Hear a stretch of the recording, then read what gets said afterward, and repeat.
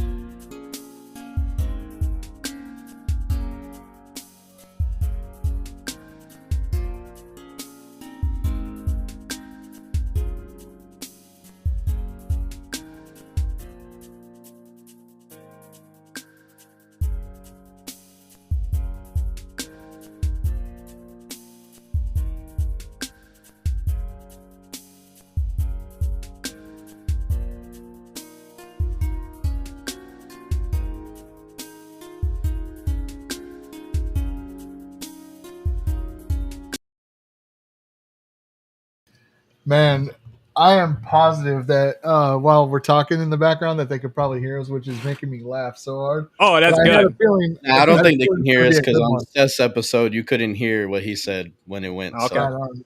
yeah, it should be Welcome in, guys. How's it going, Jeff? Welcome to the show. How you doing tonight? Oh, doing good. good. Right Yeah, on, appreciate you Reese. coming through, man. What's up, Joe?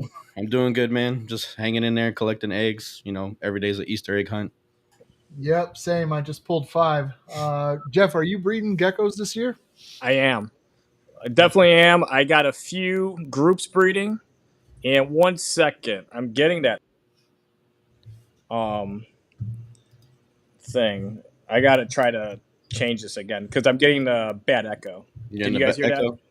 No, we I can't. have no echo, man. We're good over here, but All right. it was working. Get it together. Get it together, dude. Heck yeah, Well, let's see what we got. I'm gonna try. I could try to unplug it. Okay. I just gotta try to find where this audio is. No problem, man. Take your time. Ugh. But it's all good, dude. So while you do that, we just want to say welcome everybody. Definitely go follow US Arc and support if you can. Every support helps. Every bit of support, you know what I mean? So just want to throw that out there. Yeah. Speaking of that too, let's see. I've been let's see. I know I got a silver membership for myself, and my daughter got one as well. So they're not too bad for the year. And every time you get one of those, they actually send you like somewhere like a couple months later, you'll get some cool shirts, and every year it's a different Yeah. one. So it's kind of neat. Normally I wear them on the show, but I Are forgot. we good? You fixed it? No, I can't hear you, Jeff. No sound. No sound, buddy. No sound, dude. He'll It's be crazy. on. We went through mic check and everything, and it was great. Yeah, he'll be on. That's the beauty of life, guys. About now. There Yep. we go. Now we can hear All you. right. Okay. Try to connect to something else while I change it. Sorry about that. That's all good. Yeah, No problem, but that man. echo is really bad, and I fixed it in we did the mic check and everything, but I guess that wasn't good enough. Nah, That it's happens, man. technology. We've had people. We had Angel on from Dogtown Geckos, and his was going good, and then out of nowhere we lost him. So it's one of those things. Yeah, I know Angel, good guy, love Angel. Yeah, he's great. That's my boy. Man, he's gonna have a big head in the comments here in a minute, but yeah, that's cool. Nah, he's on the no flight list though because he looks Arabic. So Does he? nah, I'm just kidding. I didn't think he looked Arabic. More Oh. more Egyptian. Yeah, Jeff, man. So what I wanted to do, starting off, is go over some of your contributions because I know that you are big time in the hognose community now. Do you do much with Leos and the community with Leos anymore? You don't see me active in the community. I still breed kind of a surprising amount or number of leopard geckos. For people that probably are aware that I still keep leopard geckos because it doesn't seem like I have many, but I definitely have a pretty good amount. Like I still produce upwards of 700-800 a year. And I mainly sell at shows. I do exports, and I do sell some online, but it's mostly exports overseas because there's people that kind of still know the JMG name and associate it with some leopard gecko projects. So yeah, I still breed a decent amount of leopard geckos. Yeah, it's a lot more than I expected. Too many, actually. I'm cutting it down. I am cutting it down. So how big would you say your collection is now? Well, the last year is probably I produced around 700-800. I think I have at this point ones I still have to sell, maybe around 200 breeders. There's probably around 100, maybe a little more, but I'm going to reduce that. I want to get to producing maybe 300. The thing is with polygenics and when you're selectively line breeding these projects, I've always liked to have an ample pool size to choose from. And so that's kind of always been my thing, is doing different groups and then seeing different results and picking my favorite ones. And, you get a lot more results and a lot more options with numbers. So that's why even with hognose snakes, with selectively line breeding and polygenics, I always do numbers. Gotcha. Okay. That's interesting. I wouldn't have expected to hear you say 700 or 800 like that, but not for sure. You're producing more than I am, and I'm active in the community. But I'm very inactive. it's kind of cool because I got a bunch of your animals, either from you or from others. But yeah, that's there's some of the best stuff I work with. Anything hyper xanthic is really cool. I'm trying to plug it into a lot of different things and see what can be done with it because it's got a unique look to it. Is there anything with hyper xanthic specifically that you have plugged it into that maybe some of us don't know about, or that you recommend we work with it with? Well, here's the thing is when you plug it into something, I would actually like to say what you guys should plug it into, so you're not doing the same project as me. Which any project I'm on, I'm probably going to be further ahead. And if you want because the thing with these selectively line bred traits, let's say if you wanted to do a really nice blood, Black Knight project, and somebody has already been working on the project, let's say for 3 generations. If you really did want to do that project, you really wanted to, and let's say you have at least a little bit of money, you'd want to buy them from that person because you're buying all those years and time put into it, and you're always going to be that far ahead. So one weird thing I'm working on right now, where I am getting some pretty unique results, but it's taken a long time. This isn't 1 generation, 2 generations you have results. I'm on 4 generations, and I still have a bunch more to go before I even really release it or talk about it much. But I'll talk about it a bit now. Is hyperxanthic blizzard, because hyperxanthic adds a lot of pigmentation and boldness, and I've definitely seen some results in blizzards, and then even the hets, the high speckled ones, you get some pretty interesting hyperxanthic phenotypes in there. What I'd really like to see somebody do, and I've told people this idea a few times, and if somebody's gotten a pure high percent hyperxanthic male from me, they should absolutely do this. Breed them to some really nice bold bells. I think a hyperxanthic bold bell combination with years of selective line breeding behind it will yield some pretty stellar looking animals. Yeah, dude. I mean, at the Southeast Expo, you put me on to getting that hyperxanthic cross because, and then you made the sale because you said it would enhance the tangerine, something different than what everybody else is doing. So that made me go, you know what? Okay, if I took it that direction, then I'll use it because I don't really like the yellow stuff. So yeah, but, so that was the seller for me. So I grabbed that Black Knight hyperxanthic from you, which came out really nice. So I'm gonna plug it into some stuff. I think we talked about Cypher too, plugging it into that. I think Cypher and Hyper, Cypher. Yeah, I'm not the biggest fan of Cyphers, as you know. Yeah, I know. I mean, there's really nice, high quality ones. They are good looking, but the one thing that when they were originally released, the big characteristic that was boasted was this complete reverse stripe, and I'm like, well, I have hyperxanthic reverse stripe eclipse that I've worked on for over a decade.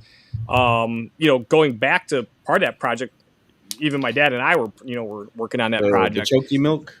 Well, it's similar, but yeah. So, and they retain. They're like, as far as something that retains like a really thick, perfect reverse stripe. I think they're pretty much the best, and they're very consistent and unrivaled. So, since Cypher has that clean looking reverse stripe, I was like, that's what I would put it into immediately, because that's going to compound it and look good. Kind of like I would say like a black pearl, like leopard gecko. At one point that was the pinnacle of hypermelanistic, leopard geckos you could get. And they weren't that great. They started, some of them would be pure black when they were small. And, they would never maintain, an all black phenotype or even close to it. There was always visible pattern as adults. And it was very far and few adults that were really, really dark. And the thing is, I don't really think the Black Pearl project, we mixed them into charcoal, so we had Black Pearl charcoals. And actually seen John Scarborough do some really cool stuff with those. But the thing was, they weren't ultra impressive even with many generations, but they reacted really well with Black Knight. So Black Pearl and charcoal, I don't think it's the greatest project, but it is when combined with Black Knight. So that's the thing. You can look at a project and be like, well, this isn't really my style or not something I could really utilize, and it might be. Black Pearl charcoal, awesome with Black Knight. Yeah. Hyperxanthic, like Riys was saying, he doesn't really like the yellows. Well, if you look at hyperxanthics, they're not like a bold bandit yellow where it's like that light butter yellow. Because a lot of people, you see that light butter yellow, like, oh, this is a really yellow leopard gecko. It's like, well, it's a really pigment reduced leopard gecko. So you're getting these like creamier, like, kind of like lighter yellow. Some of them are pretty yellow. But if you look at things like the firebolts, where you have a lot more pigment in them, you get that like really orange yellow. And with hyperxanthics, if you look at them, they're more color saturated. So when you put them into tangerines, first generation, you're getting some really crazy orange combinations right off the bat. I think I have one on Morph Market. Unless I didn't post, I think I posted it yesterday. And it's a bold bandit, hyperxanthic blood emerine, basically. And it's pretty cool looking. It's on auction? I didn't put it on auction. That's one I didn't put on auction. I just kind of posted it. Okay. It's something I know you probably end up putting on auction, man, because those things look cool and they go for a lot. Obviously, if it's something unique, people, look at those and they just start bidding like crazy. I've been in a bidding war on your one of your auctions before, and I ended up I'm out. You know what I mean? I'm Super Bowl event. It's getting too high. I think at one point you were like, "Hey, man, like that's crazy," but. It's some of your animals go for especially on auction, they go for quite a bit. So what you said there with hyperxanthic, so you have quite a bit that you've introduced to the hobby because you've been around a long time. Do you happen to know like when you started with leopard geckos? What year? Yeah, I mean, well, I'd have to date it back. I mean, because I essentially like 12 years old when I got my first leopard gecko, and I was born in '87, so that would be like like '99 some year. Okay. Maybe I been close to turning 13, so it was probably around 1999. And the funny thing is, I had an African fat tail gecko before I had a leopard gecko. Okay. Did you? Yeah, I really liked African fat tail geckos because I go to the shows, and at that point I already had like a couple hognose snakes, and I'd always have my dad take me to the reptile shows and everything. I'd have to bug him all the time as I wanted to go like every single one. And there wasn't that many shows back then. I was actually into kind of like the reptile show capital of the United States, because the Armory in Columbus, Ohio was like where some of the first reptile shows started. And then NOAA, the Northeastern Ohio Association of Herpetoculture. That was around like, I don't even want to say because I might be wrong, but it was like really long time ago, like late 70s, early 80s maybe, before I was born. And we'd go to these shows and everything, and I really liked pretty much everything. I was actually always more of a snake person, always. But I did like turtles, I liked tortoises, I liked, different species of lizards, I loved geckos. But when it came to going to these shows, I was always really fascinated by genetics. And I'd get, one of my biggest influences was actually Reptiles magazine. Because there's a monthly article, and they would highlight different, topics, breeder topics. And there was a lot of leopard geckos that were, frequently in these reptile magazine articles, and there's a lot of just inspiration with just the variation in the colors and the patterns that people were breeding for. That was right around when blizzards were coming out, Tremper albinos and bell albinos, and I seen that leopard geckos were pretty affordable, and they, reading articles about how, how to breed them and everything, I was like very fascinated. So I got a couple leopard geckos. I started out with one, started getting more, and then by my fourth or fifth one, my dad wanted to get back into it because at that point he was out. He did breed leopard geckos way back, and he had a lot of frogs. He's mainly worked with different species of frogs and redfoot tortoises. Nice. Redfoots are my favorite. Yeah, he had a lot. He had Grenadian redfoot tortoises, and he had this really huge enclosure he built for him. And he had like quite a few. I don't know how many. He had like 7 or 8 adults, but it was long. The whole enclosure had to be put together so it could be like in pieces, and it was screen top. And man, that thing had to be like 15 feet long. Nice. And anyway, so he wanted to start getting back into leopard geckos and everything because I was so interested in it. He seen that. It was making him more interested in it. I was talking about, breeding him and everything, showing him all, the morphs and stuff that I was like looking at. And then it just kind of went from there. And then before we know it, we had like 20 or 30 of them and kept wanting to go gung-ho and, just keep going forward. And so we did. So what was like the first morph or gene that you guys like coined during that time? Like, was it the radar was first or like what? No, it would have probably been actually the funny thing is one of the very first leopard geckos wasn't the very first, but it's probably like the 4th or 5th leopard gecko. It may have been, I really think it was like the first leopard geckos I picked up as like my as a team, my dad and I buying geckos, and he was like, find something you like. And Robbie Hamper had these really high yellow, bright, pretty leopard geckos, and that was the beginning of the Hyper-Xanthic project. So the very first project we ever started was actually Hyper-Xanthic, but we didn't coin the name or release them as that until later. The first project we're probably known for, I think, was Bloods. Would have been Blood Hypos. Okay. I found I'm one of those people that words kind of matter, and so like one of the things that I found interesting about Hyper-Xanthic especially is the word xanthic. Xanthism means, for everybody, it means yellow. So hyper, obviously it fits the name. It's a perfect name for the animal, I think.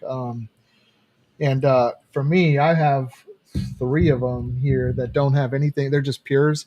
They have a clips in them. One of them came directly from you, and then I think I have 2 females that are inadvertently from you, but they're here. And I like working with them. I like just looking at them. Some of them, like the female I got, she's really cool to look at, and you could tell she's definitely special, definitely different. Now, I wanted to name off a couple of others that have been attributed to your success early on in the leopard gecko, and you tell me yes or no whether or not these are yours. One of them I just heard today, I did not know. Radar. Yes. Okay. Lavender. Yes. Yeah, I forgot about that one, but yeah, that was actually and I could tell you the history of both of those. Please, because I remember talking to you I'll finish this list I got, and then the first Southeast Reptile Expo, where I thought Radar had to have the ruby red eye, and I was arguing with people about it. Yeah, and then I came to you and asked you, and you were like, "Nah," and I was like, "All right, well, fuck me, man." So, So I was like, okay, so it's just a combination of the two. It doesn't have to have the solid red eyes, even though it looks better like that. But yeah, I knew you guys came up with that. But yeah, if you could tell us the history of that and how you came about, I would love to know. Going next would be Creamsicle. Yes. And then after we talk lavender, you have a bloodline that is different than the Tremper blood that everybody knows about. A Stonewash? Yeah. Yeah, we have the blood Trempers, black blood Trempers, and Stonewash. And those are kind of all like, there's one little minor issue with the leopard gecko community. And it's just, there's a lot of names for these really various phenotypes and these projects. And sometimes, and that's the thing though, it's like the more different, you have a project, let's say the characteristics are unusual and they're very discerning from other existing projects, those are going to have a lot more credibility when you name them. And that's the thing. It's all about building credibility. Because you start naming stuff. Some people just throw out names, but you kind of start to lose credibility. Now you can say certain bloodlines, you've been working on this. The best thing is to give the background of the history, but sometimes these projects take a really long time or they don't manifest. But the history of the lavender stripe, they actually came out of red stripes that we got from breeding red stripes from HQ Reptiles, along with red stripish-esque like leopard geckos from Ron Tremper, which HQ Reptiles, if I'm not mistaken, the originator of red stripes, I'm like 100% certain. I'd pretty much bet on it, but sometimes memories are old and sometimes people are like, I've had people tell me stuff like, no, that's not true, and I remember for a fact that they said this. But HQ Reptiles got their stripes from Ron Tremper, which would make sense because back then, Ron Tremper did have some stripes, and if you notice, like years later, he ended up producing red stripe-like stuff from his stripe stuff that was not from HQ Reptiles.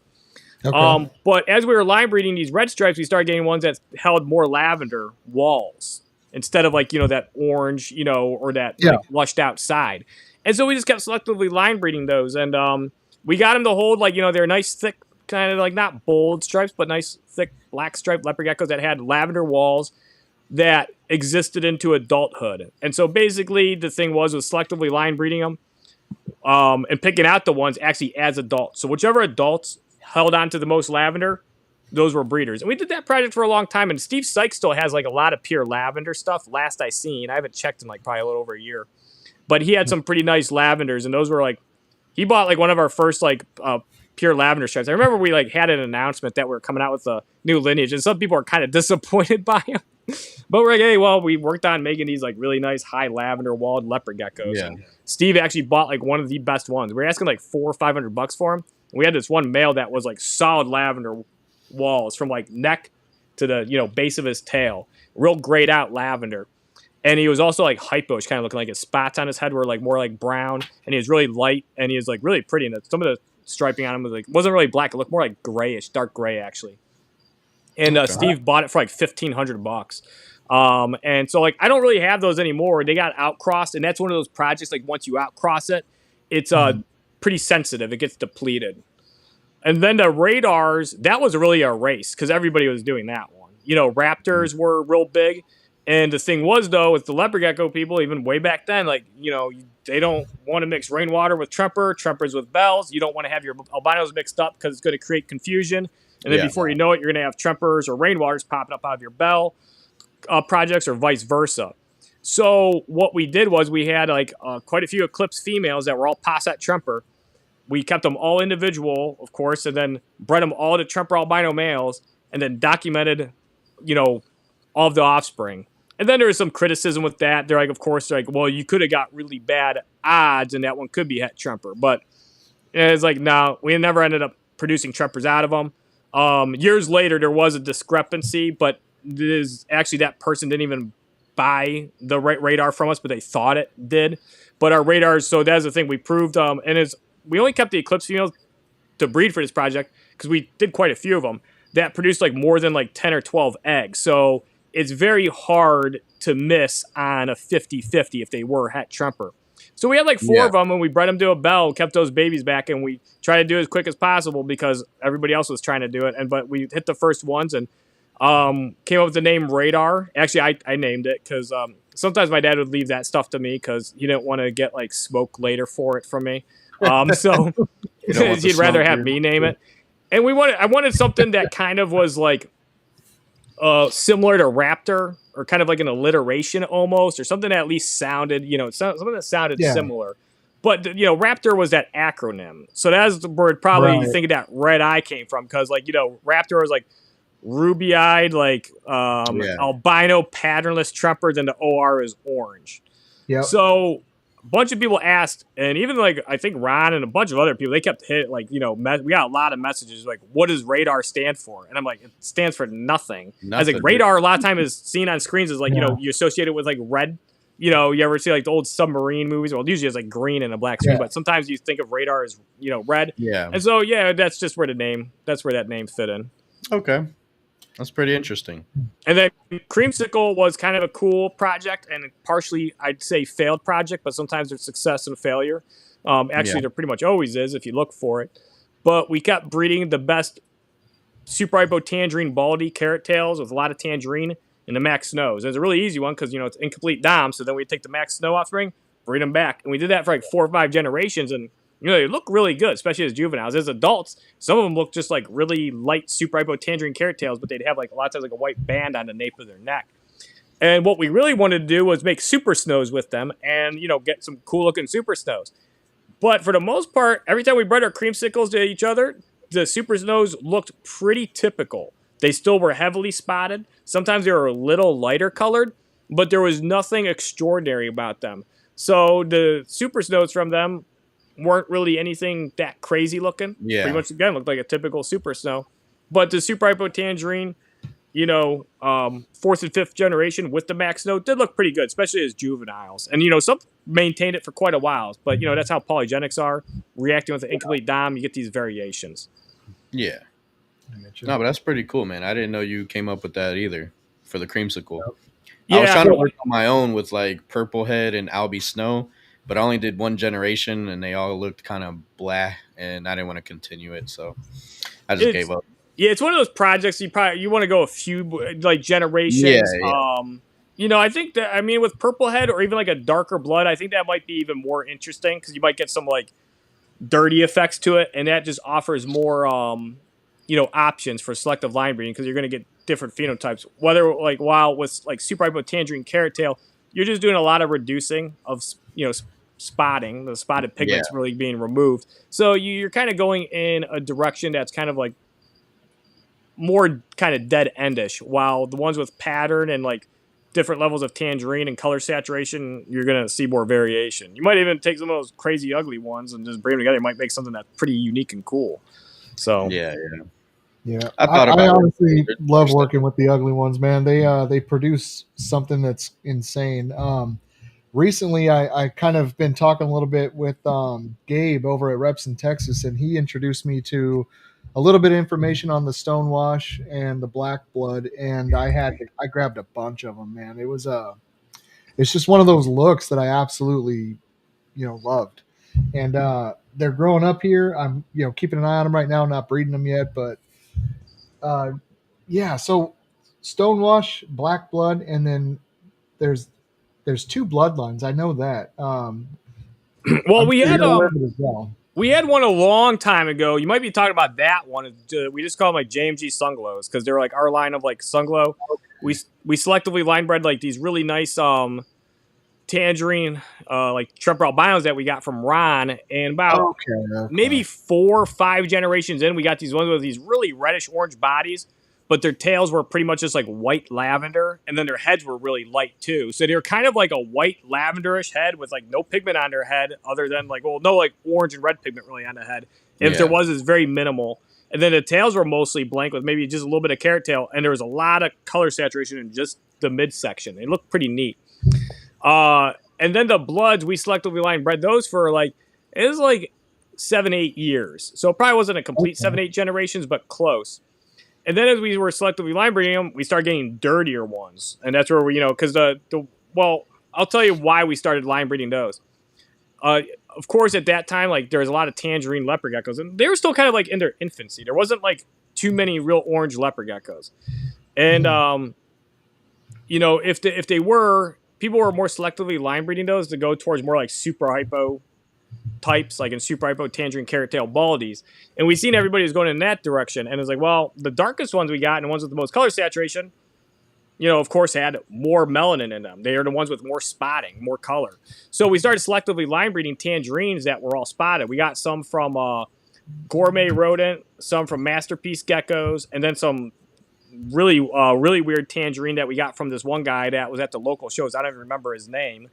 And I remember the one we got from him, it kept shitting sand for like 4 days when we got it. And I remember because we had it like on just probably paper. Yeah. And I go in there with like a glove and I'd grab the turd, I just squeeze it, it just burst into sand. I'm like, man, God, it took like 4 or 5 days for this thing to stop crapping in sand. And it was like a really dark brown, rusty, just dirty leopard gecko. And so we had them from like, at least 4 or 5 people. And we started selectively line breeding them. And then we kept getting these more and more orange ones. And then, it was about 7-8 years in, we released them as, blood Black tangerines. Blood. Then we started, those were soon after. Because we started getting ones that were really dirty and even darker. And some were like rusty brown and like what some would consider ugly. But we're like, wow, these are cool. And so a lot of times when I say ugly, actually, it's cool. If you showed me like a really ugly, like let's say somebody would consider it ugly, like a really dark brown hognose that's like all like muddy brown, I'd be like, this is the coolest shit. Especially if it's like a new gene. I was like, I'd be trying to get this thing so bad. But with these really dark ones that are dirty, start selectively line breeding them, making these really, really hyperpigmented, just a dark brownish, rust-colored, heavily black-spotted bloods. We call those ones black bloods. And then we use those black bloods to breed into some of our really nice dark tangerine tremper albinos that already had blood in them. And as we got these really crazy dark ones, some of them would look like they have like almost like black webbing and brown webbing on them between their tubercles. And that's where the stonewash started popping up out of. And it wasn't even, we didn't coin that name. I had these crazy ones from this black blood project, and this guy bought one for like $900. And he goes, man, you have any more of those stonewash looking ones? And I'm like, and he's like, showed me, he goes, this is what it looks like now. I was like, yeah, these are really cool. I was like, it's from our black blood, like darkest, albino combinations. Guy from Alabama, he's a cool dude. I think his name was like maybe Anthony. And he called him Stonewash. And so he bought a couple more, and then we just started calling him that too, Stonewash. And and then we just kept selectively line breeding them from there, and they were extremely popular for their unique look. And the funny thing is, as I got out of leopard geckos, I sold a lot of those. And I tried to recreate that, phenotype, but I've actually really struggled, even though I have really nice black blood and black blood treppers that kind of resemble some of my starting stuff. I just don't really hit stonewash like I used to. I used to be able to replicate it, no problem. Stonewash is hard to replicate. And for me, back then, with my dad, we were doing it. Well, with our select project that we had together, it was like kind of not that hard. Like most of them came out stonewash. Now, I can't friggin' make a stonewash. If you told me, like, you have 1 year to make a really high-quality stonewash, or I'm going to come to your house and kill you, I'd probably strategically get ready ahead of time to start trying to get away from you because I know I'm not going to be able to produce one. That's crazy, dude. That's crazy. But it's super interesting that each project snowballed into a new project, That's pretty cool, man. So you have generations of projects leading to multiple, lines of work. Yeah. Like 8 years. So you did bloods for 8 years? Before we called it bloods, it was at least 7-8 years before we started bloods. Did you start with Ron Tremper's bloods? Well, Ron Tremper, no. His bloods, he started selling bloods like 3 years after I sold a lot of the original leopard gecko collection my dad and I had. And then like everybody started looking for bloods for a while. And then since we barely had any, the demand went way up, and nobody really had many bloods because everybody had outcrossed them. I don't want to say, but those bloods that he had, those weren't actually bloods. They may have had some blood in them, but they weren't actually bloods. Well, that's why I wanted to ask you, because I noticed a difference between like just bloods and then JMG bloods. You know what I mean? Yeah. We talk about it a lot. Yours, I got one from you, and she's fire. But I've also have a blood from Tremper stuff, and it's not as bright or dark in a sense. So I did notice a difference, but that could just be the gecko itself. But you did 8 years of work, so. Well, that was like back then. You gotta remember that was like the release was right around I was like probably 19 or 20. So that was like 17 years ago we released bloods. Jeez. And then since then, like I don't really So like the bloods I have now don't really some look like the bloods we used to have. But some don't.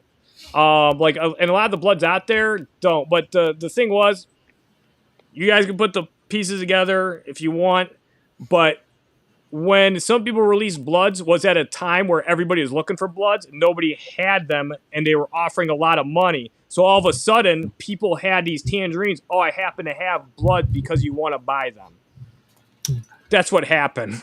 Same old. And that's why you get some of these weird ones that. But I will say some of the bloods that Barry Gardner had that I don't think they had any of my original bloodline in them. They looked really good. I can't remember. I think he got his from Ron, but his looked really, really nice. So, pretty much all these projects, especially when you see something like Red Diamond, it's like Red Diamond had to be spun off from something. Didn't just start from like some like wild caught leopard geckos. It started from existing tangerine lines. Our blood started from some existing tangerine lines. Some were, only a couple generations of just like that was my next question. dark, dirty ones. And so that's like with the hyper xanthic, and these other projects, or even like the bloods, where it goes from bloods to black bloods. They call it spinning off, and that's the thing. Certain projects you can spin off in a lot of directions. So there's always characteristics to look for in certain projects. Certain projects are more spinnable than others. Usually, what creates something that's more spinnable is more versatility. So that's pattern. Okay. Heavy color saturation. That's what you look for is pattern. When you a lot of stuff. There's like hyperxanthics. Like I have a bunch of different phenotypes. I have some that are like really hypermelanistic. I have a few because I started selectively line breeding these ones that came out darker and darker with more heavy black pigmentation and spotting.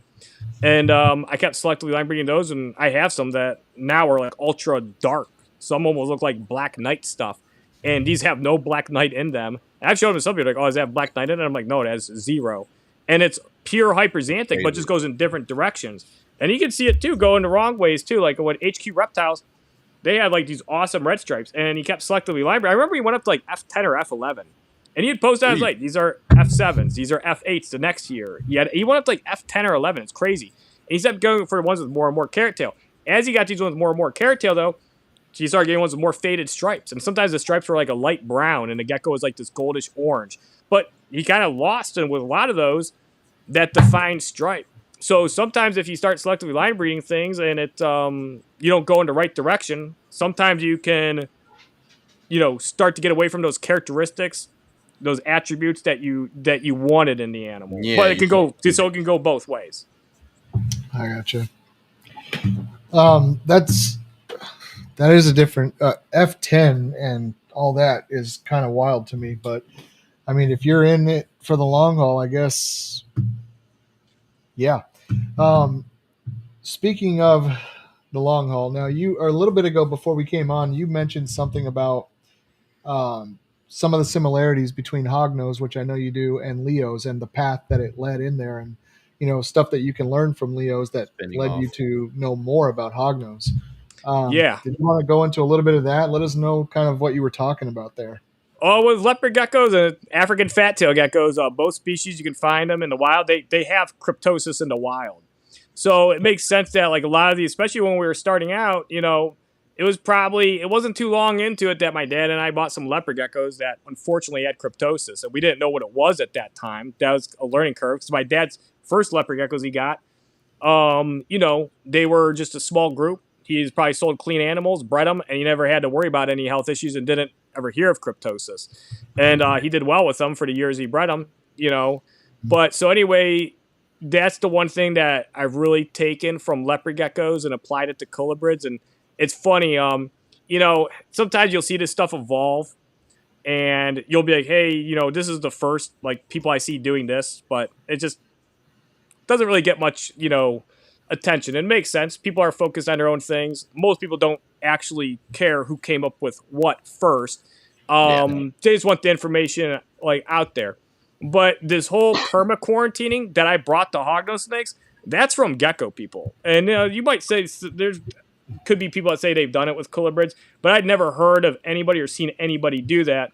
The other person I know that I've seen do it simultaneously, and it wasn't somebody that was like talking with me. They didn't learn it from me. And that's the thing too. Like I always give credit where credit's due. And Steve Sykes, like I know he perma quarantines, and it's because he's a product of leopard and fat tail gecko breeding like me, where you have to deal with cryptosis and you see how it works. And then once like snakes can get it, and you see what it does, and you see the misconceptions. And that's the thing. I see the whole thing with hognose people. There's people that try to reinvent the wheel. They're like, wow, there's hognose with cryptosis, and there's wild species with cryptosis that are doing fine. And there's like a king snake study that they're completely unaffected by cryptosis. And I'm like, son of a bitch. It's like, I've been here before. This isn't fucking new, and then they're trying to like downplay it or like say, oh, there might be some stuff to it. It's like, well, here's the thing. Cryptosis reacts differently in every species. Some species are unaffected. Some are mildly affected. There's different species of cryptosis. It depends on the infection rate. It depends if a hognose snake, if let's say, for example, is getting serpentis or the varani, the lizard species of cryptosis, it's going to actually depend on the lineage or like let's say the locale of cryptosis, which most people probably don't know. But if you take we learned this, we had African fat-tailed gecko import to my dad and I, and we knew they had cryptosis because we'd learned. This is when we've been around the block a few times, and we got fucked over by some people with cryptosis like a number of times.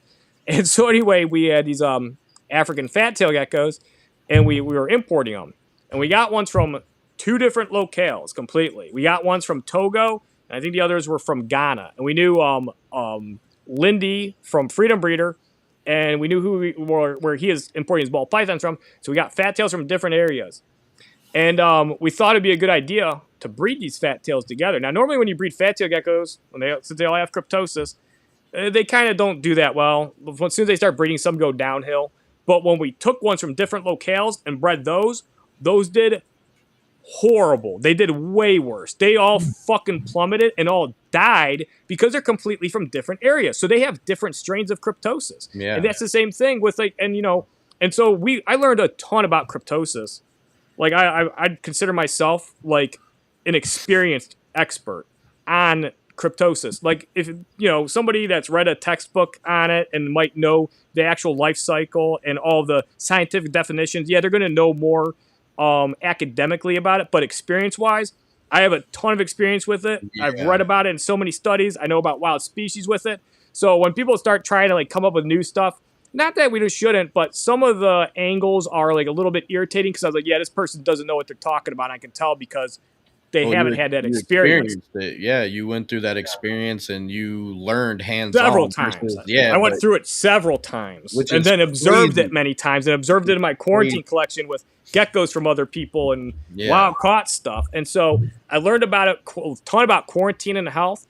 And I applied that to hognose snakes, and it's been extremely successful for me because that's just not stuff that you can, especially back then, it wasn't people telling you to do this stuff. And then selective line breeding, polygenics, huge with leopard geckos. Especially leopard geckos, you get a fast turnaround. You can breed leopard geckos in a year. So you can get, say if I'm selectively line breeding corn snakes or hognose snakes or ball pythons, it might take me 40 or 50 years to get the same experience I would get in 10 or 14 years breeding leopard geckos.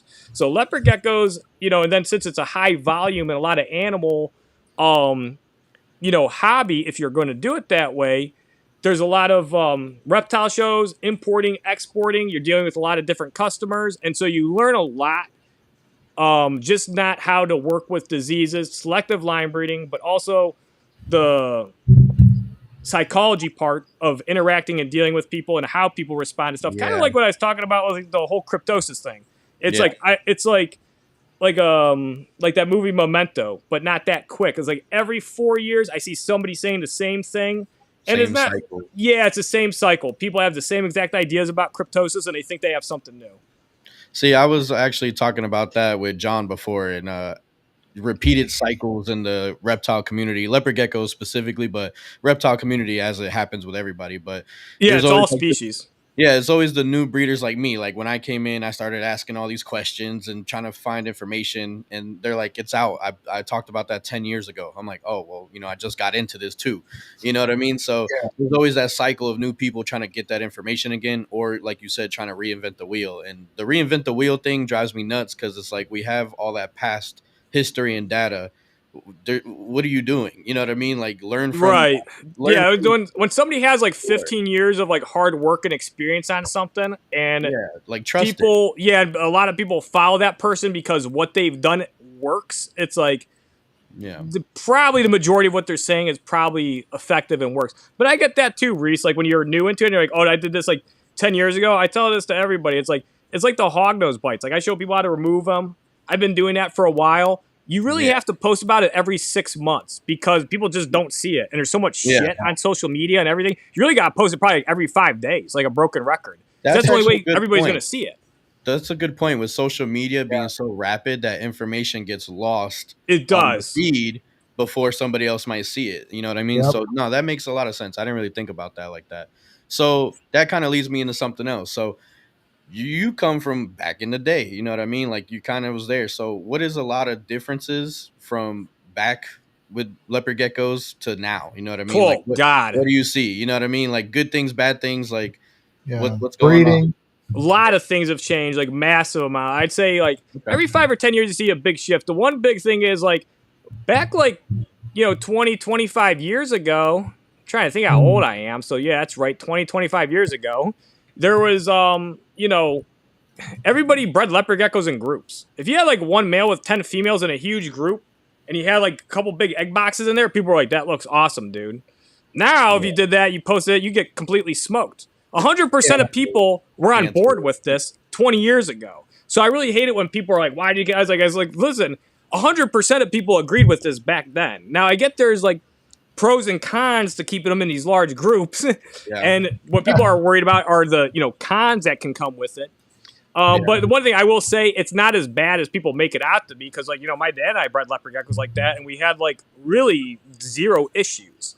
I'd say there's more issues with actually raising babies together because they have a higher metabolic rate. And it also, there's a lot of this has to do with metabolic rates too. And I see a lot of like really weird opinions now too on leopard geckos. And that's the crazy thing is too, is like, I see people, they have certain information and, there's a spectrum to like right and wrong, like size to breed a female leopard gecko, for example.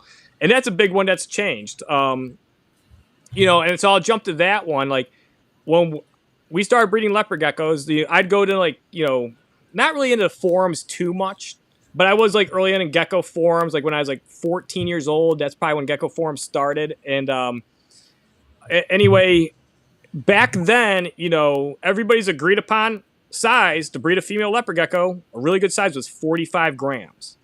And then like 40, and then 40 grams is like, if she looks good and she got to age, like low 40 grams is okay too.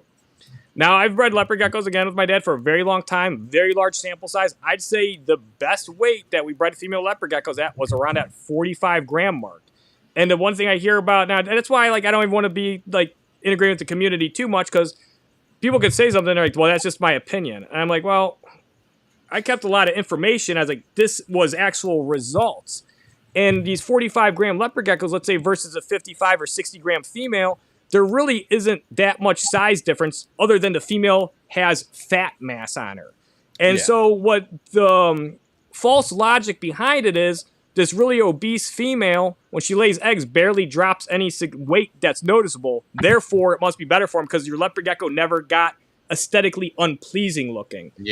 But if you have a healthy leopard gecko female at 45 grams, their tails would never turn into like pencils or pins. They'd be a little like kind of like slightly withered, and that's just because they're using up some of those fat stores, which are naturally supposed to utilize. And so they bounce back. They bounce back real quick. They bounce back really good. Our 40, and here's the funny thing is too, the most eggs we ever gotten from females were 45, 47, 44 gram range females. We had females that would lay 20, 22 eggs in a year, and they never died. And so people will just kind of like come out there and say things like, oh, this female needs to be 60 grams and ultra obese. And I'm like, no, when the fuck has obesity ever been good for any organism? It's like, they're not supposed to ever look like that. And in the wild, they're fighting cryptosis. And, every now and then you see one that's like kind of like robust, but they got a good athletic build to them. And so that's what and that's the cool thing with leopard geckos too, is they're kind of hard to overfeed. You can hammer them with food and, you really have to balloon up their tail and keep pushing them to where they start getting too much fat stores even in their torso. And, but unfortunately, a lot of people think they look good like that. And it's not really natural. So that's one big shift I've seen. But even back then, there was always a group of people that thought these like ultra thick leopard geckos that look like toads were like the pinnacle of what a gecko should look like. So, but then they would have like 4 egg clutches or a lot of infertile clutches with not all of them, but a few. And they'd be like, why is this happening? And meanwhile, these more athletic built ones, you would have like 100% of them would breed really well. Egg production is good. Yeah. So I'd say those are the big things. And I do see a good more push towards like large bioactive enclosures, which, I can agree with that one. The, better care somebody wants to provide or the larger enclosure, so long as the animal is doing good in that kind of environment or can benefit from it. Whether it's the person setting it up or the actual animal itself, I'm always pro that. No, that's good. I actually went through a couple of those things that you were talking about myself, like being new, going through those cycles of learning where I was told 55, 60 grams was the weight you should weight and all that stuff. Now, 45 grams and up, I'll breed. If she looks ready and she seems good, then I'll go for it. But I was a big stickler on the group stuff. Like I was like, no groups, we're not doing groups. I was one of those guys, but I have reasons for it. It wasn't just like, oh, I don't want to do it. I had specific reasons. And I'm also like a both sides kind of person. Like I see both sides, you know what I mean? But for my personal use, I didn't want to do groups because I've lost a gecko overnight housing together. When you're breeding, I think groups, if something happens, it's harder to go back to the founding female to find that problem, to snip it out if you have such a large group. And then certain groups, like what if you popped out something new but you don't know which female it came from, so Yeah. it's just like limiting certain things like that. That's why I didn't want to do groups. Yeah, it But makes sense. obviously you got to start from somewhere, you know what I mean? So we Yeah. had to start with groups to get to where we are now. So I'm not like super knocking it. It had its place, but like you said, things kind of advance and change. It's one of those things I felt like is a good shift now, because we've already established all these lines and shit from groups, that Mm. now we can be more selective and hone into what we're breeding and data and information wise as well.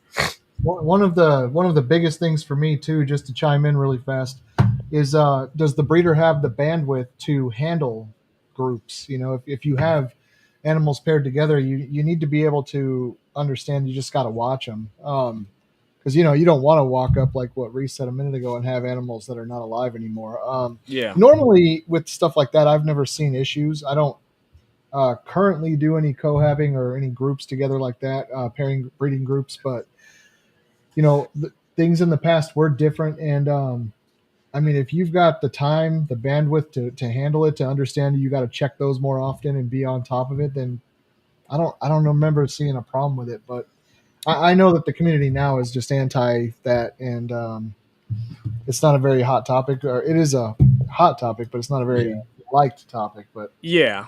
But I think bandwidth comes into it. So I what kind of think breeder are you? it's good to like know when not to do it. Like you said, you're tired of people telling you, giving their opinion and stuff like that. Even though you have your experience. To me, as I'm only in year 5, but I've just learned to like stop caring, stop policing people, stop telling people what it should be and shouldn't be. Like I don't care for that anymore. You want to tell me, great, might hear you and whatever, but I'm gonna just do my own thing for now. Not saying I won't listen to people. Of course, Yeah, you got to sure. research and get your information. But when those opinions start popping up, it's kind of like, do your own thing and see what happens. Like I kind of just stop policing people. I don't think it's necessary. That's where the drama happens. Like Exactly. That's the thing. Like if somebody wants to get their leopard gecko like 50, 55 grams, I mean, as long as it's not like a super obese one, it'll do fine. Of course, it'll do well. But yeah, the thing I hate is like people saying they try to dictate, and they try to like set it up as if you breed them at this size, you're a bad breeder, you're doing something wrong, you're exploiting the animal, and that's not. It's actually the opposite, because those ones do really, really well. And usually if you see something too, like egg binding in them or something like that, generally it's like seems to be bacterial related, where the animal has elevated bacteria levels. But that wasn't anything like, even like with egg binding, the bigger, like the more like thick ones, I'd see more issues with that. But the other thing is too, we never really had that many issues with like overweight leopard geckos, because we primarily fed crickets, which is a much more leaner, higher protein diet versus solid mealworms. We did do mealworms at one point though for a while, because there was this cricket shortage, because a lot of the cricket places had a virus. That would have been like 17 years ago. And so we went like a few years where we had to do like pretty much all mealworms. Okay. Egg binding is bacterial. That is something that I have not heard sometimes, not all the time, but it could be affiliated with that, because we had some breeding groups that ended up having high elevated bacterial levels in their system. And a lot of these bacterial infections in reptiles, they are systemic. They build up, and they're in like low grade sepsis. And that just seems to be how these, some of these ectothermic species, at least reptiles, handle bacterial infections. A lot of them are systemic. And these ones that had it, they had a higher chance of egg binding. Way higher chance. Okay. Once it was resolved, it went away. I wanted to. Use a lot of words. I'm going to have to look them up. I'm writing them all down, though, for sure. I wanted to touch on something you said earlier, and then kind of go from there to now. So earlier you said like you were importing geckos and this and that, and there was like a higher risk of crypto back then. I don't see that much now. Like I said, I'm only 5 years in. I hear the scary stories from everybody, but I've Yeah. never actually seen it or heard somebody now in day having crypto. So do you think you guys kind of got all that weeded out? You know what I mean? Like from back in the day, you guys got all the imports and it kind of was from, wild type stuff. So now by this point, it's kind of like still out there if you're doing something, but it's not as common as anymore. You know what I mean? Yeah, I would say it's a culmination of a lot of breeders just getting better. There would always be Okay. like, even up until like 7 years ago, and even like not too long ago, sometimes the one thing is a lot of people aren't very vocal about it, and it makes sense. It's a very And unpleasant ordeal. Most people, it's usually the end of them keeping reptiles. And that's the thing with like me. I just kind of, no matter how bad the situation got, I just kind of wanted to keep doing it, no matter how bad and depressing it was, because cryptosis animals are not fun to work with, especially when it's wiping out a collection and you see what Yeah, it of does course. to the animals. It's very unpleasant. And, talking about it, people can criticize you, can be very embarrassing. So it's a very, it's kept hidden a lot. And, I've seen people where like, oh, I'm getting out of geckos. And then you see a few geckos, their tails maybe look slightly withered, maybe very minimally. And if you look, sometimes you can tell, like, that person probably unfortunately got cryptosis. But it's not as common as it was. What I'd are some of say the signs when you see a gecko that you're like automatically like, oh, they might have cryptosis? Like, what is it that you see that triggers that? usually it's like I have to see a number of animals. There are some of the obvious ones, the withered tail. Usually the tail looks like dehydrated. But if I see somebody and their geckos are mostly pretty solid looking, and I could tell like, oh, this is a person that upkeeps their care pretty rigorously. And then they have like, let's say a juvenile. Like I seen this pretty recently, and the juvenile kind of had this really elongated body, and its tail looked a little on the thin side. And so that one would raise suspicion. That one I wouldn't say for sure. But there was this one person years ago. They sold a leopard gecko to a friend of mine. They got it, and it had runny shit. And I know this person had gotten geckos from a few other people. I can't remember. I don't even know who they got them from. But I just knew, I was like, that person has a high risk. And that person said, like, hey, this thing had sloppy shit. And I was like, that gecko has cryptosis. Don't put it in your collection. And then that person told that person. And then that person came and got mad at me. And I'm like, well, if they just put it right in their collection, they're like, well, you should have came to me first. And I'm like, well, I was like, I know this person. They're a friend of mine. They got a sick gecko. And they're like, so when you ship geckos, they never have runny stools in their shit, like, or their shit's never like runny during shipping. And I'm like, no. Not really, no. No. I was like, their shits are solid, or they might regurge if they still have food in their stomach. Yeah, like step on it. Yeah, but they don't have really foul. And that's what was it? Just seeing them pop up was that SG Supreme Gecko. Yeah, Supreme Geckos. Yeah, it's their stool definitely, it does have a more distinct odor. And it's kind of like, the more you get used to it, like I actually will talk about it with hognose snakes. When I'm working on hognose snakes, especially during the breeding season, the females are shitting a lot. It's not. It's kind of like if you're raising maybe like a child, you pay attention to their health. And when I'm in there and I'm like smelling their poop, like I'm not putting it in my face, but I can smell the odor.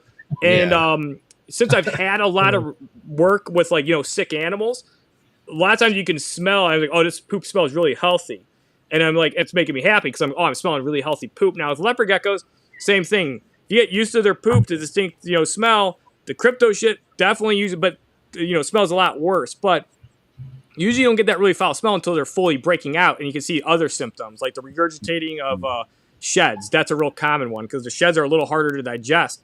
So when they have early onset crypto, or crypto is just starting to appear, that's the first thing they're most likely to start regurging. Along with like they'll do prey items too, and then you'll start seeing them like lose weight, start having spotty stools, and there's some that kind of linger. Like they might just have like a slightly thinner tail, and they don't always have the best appetite. And then I've seen other people too, like that, and I've seen this one as well, where they eat a bunch and they just never gain weight, and they have like really thin tails, and they have diarrhea, but they'll still eat, but they don't really regurge. And that's less common, but that's a thing, and it could have to do with the lineage or how the animal's body is reacting to it or trying to get it in remission, because all their bodies are going to try to get it in remission. Now, I've even seen it make them have blood in their stool, which that's a rare one. Because that's when you're seeing blood in the stool, it's bright. That's from the colon, and cryptosis is in the upper small intestine and the stomach when it's in reptiles, and Yeah. so you're not supposed to be seeing things like that. But anyway, there's just like little things. Like if you've seen it for so long, you'll see things. It'll just kind of give you that kind of like spidey sense where like you're like, yeah, I've seen that before. You could start to see certain things, but it definitely doesn't like I definitely can't tell all of them. You might show me a healthy looking leopard gecko that's teeming with cryptosis, and I'm like, oh, it looks fine to me. Unless it is like a fat tail from the wild, then I'd be like, oh, it has cryptosis for fucking Well, I sure. heard it can be asymptomatic too, so they could still have it and not display it. You know what I mean? So you could, you're right. You could just be looking at one that has it and don't even know. That's it can be asymptomatic. And so I think we're gonna add an hour. That's the power hour there. Nah. And so that's why I started doing the perma quarantining. Yeah, but Booba was making a joke about Joe here. You can always tell when a breeder doesn't wear deodorant at shows. Yeah. Can ya? There's so many people that aren't wearing it. How do you know where it's coming from? Oh my Lord. Yeah, I feel like at the shows there's a lot of people not wearing it, but I've forgotten it a couple times, and I'm like, oh shit. Right? They make their own, so. That's what that was at the show? No, maybe it's somebody else. So that's an aisle I know in your room there. That looks like a lot of work right behind you there, man. It is. So full time, right? You're full time reptiles, full time hognose, full time part time Leos, I guess. But you do 700-800 a year, then you're all over the country. That's kind of insane to me, man. I'd love to be on that level someday. But I've kind of got my heart set on the one thing. I know you have a fan in here, somebody named Clint, who is all hognose. And so for me, how did you get to the point where you could do reptiles only, or is there other things that you do as well? Well, yeah, I mean, it was the one thing that really helped is I started out really young. So I'm living in my parents' house, obviously. And I lived with my parents for quite a while, and I started renting. And so that's the one thing. Like, I'd always sacrifice comfortability for more animals and projects. Like, if I'm like, oh, this is going to ruin my social life, I'm like, that was kind of like lower on my list of concerns. I mean, I didn't like it, but I would always sacrifice like anything that was emotionally related and then just go towards animals or projects or cool things I wanted to do and like, wanted to chase. And, for a while, I mean, I did drywall finishing. My dad was a drywall finisher and he was a subcontractor, so I'd work for him. Okay. I did demolition work for another person, and sometimes my dad would, once I was trained pretty good on drywall finishing, every now and then he'd let me have a job, and he's like, "This, you can learn this way." And I'd subcontract a small job just myself. Usually they're like patch, work. Like somebody had like a water leak and they needed the drywall replaced in the ceiling, and they needed patched and retextured. And so I did drywall finishing, drywall hanging, sometimes demolition work, and sometimes landscaping for a couple other people here and there. And I basically do anything. Yeah, and I do like anything I could make money and then just put it right back into reptiles. I did buy a truck. That was probably my worst investment ever. That's the thing. I could see why if you could drive the crappiest vehicle and get by, I'd say do that. My worst purchase in my entire life was that truck I bought when I was 17, or I was almost 18. Man, what is that? A stupid investment. It wasn't even an investment. This is just a truck. It's just it's a liability. It's got me places, but it sucked. It's too expensive. Yeah, that's true. Now you got a go-kart to sling geckos in the truck. There you go. So do you still have the truck, or did you move on? Oh, that truck, man. That thing was like, I don't want to get into a truck story, but that thing was falling apart. And it was one of those ones where actually I screwed the dealership kind of, because I brought it in like in the evening and it had all these issues. And I figured, I was like, they're going to look at it. They took a spin around the block and they're like, looks good. And they gave me like $14,000 like trade-in for it.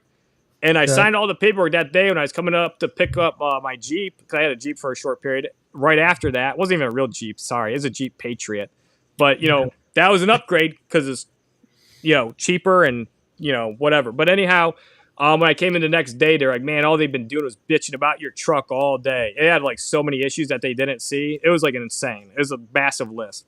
Like everything. Like it had gas lock, so when you try to fill it up, it just spit gasoline back at you. The oil dipstick rod was broken off, so when he went to check it, it was like broken off. My ground effect lights were broken. The ground effect bottom under the bumper actually had broken off, and we screwed it back on with screws. I had rust on my bumper, but I brought in. I just left the tailgate down, and the whole bumper was rusting out. There was rust around the edge of the inside of the bio stuff right here. Yeah, there was that may have been it, but there's a lot of problems. Yeah. Nice. Those salted roads might have added to the rust on the bottom. They did, yeah. Those salt, yeah, because I drive it a lot in the winter too. So yeah, it was a Dodge. Those year Dodges like rusted a lot. It was like a 2004. Yeah. So when was your transition to full time? Like when did you like forget all this labor work? I was like 20 years old. And I still did part time and like in 21. And that's the thing. I see so many people now that just want to like go full time really fast. Some people pull it off, but I think it's a bad idea for the most part. I do too. Yeah, because like I did both for a good while, you know. And if you needed like, and that's the thing too, because I see some people they're like, oh, I'm full time, but they're struggling, and I'm like, if you have to struggle full time, it's bad. Because when you're working with reptiles, especially if you want to do it as a living, you're going to need to reinvest, and you need to have a nest egg of money. So if it's always like paycheck to paycheck or close to it with breeding reptiles, I'm like, that's like in my opinion, you're not doing great unless you think you could turn it around with something soon, a new project, but it needs to be something very special. Yeah. And so that's the thing. Yeah. I mean, like I kept my part-time job, you know, for a while, probably till I was like 21. And it sounds like I was, you know, it's like, well, you didn't keep it that long, but I mean, I had a lot of geckos in my hognose collection. Like I was already producing like around 100 hognose a year by the time I was 15, 16 years old. And, you know, I was breeding how many leopard geckos with my dad at that time. And we were starting off our fat tail groups, and, you know, it was essentially full time. Then we fished a lot together. My dad and I did a lot of stuff together. We, you know, do bass tournaments. And so, yeah, it was a lot of work. So you've been almost full time for what, like 11 years? Oh, I'm 37. So, like full time, if you want to say, like, because I still did some part time work until I was 21. So, 9 plus 7, so 16. 16 years. 16 years. Okay. Yeah, I'm terrible at math anyway. Yeah. No, it's interesting you say all that. Yeah, when right now I'm currently in a position where I sold off my company, and I wouldn't say the words like I'm full-time leopard geckos, because I'm not. I do all kinds of stuff. And I mean, right now, you know, I have other avenues of making money, but then because you have to live a life. And and if I want stuff, I'm not going to get it by being broke, kind of like how you said. But I just started web development school a month ago, and I'm doing really good there. I'm always doing something new, and so I would highly recommend people keep working if they can, just because, I mean, there's burnout too, right? You're going to come down. Yeah. You're going to be doing your geckos in your, well, in your case, you have 2 species, and a lot of them. How many snakes do you have there? A lot. How many's a lot? You know how many? Oh, it's over 1,000. That's insane. At some yeah, point, well, I got breeders. I have babies. You know, I do a lot of different polygenic projects, and in order to do polygenics the best, you know, you really have to have genetic diversity. Now, leopard geckos can take quite a bit of inbreeding naturally. I've seen people like now I see more people asking questions, like kind of like, you know, I see it with crested gecko people too, even though I don't work with those. Like they need stuff to be like, you know, unrelated, but, you know, some of the stuff is like, a lot of it's partially related to some degree. But leopard geckos themselves, man, I've seen people like inbreed the heck out of them, and they do really, really well. Hognose don't seem, especially when you're working with particular traits, they don't do as well with direct inbreeding. So I always have to be thinking about outcrossing, and, well, how do you outcross while also simultaneously improving the animal so you're not backtracking?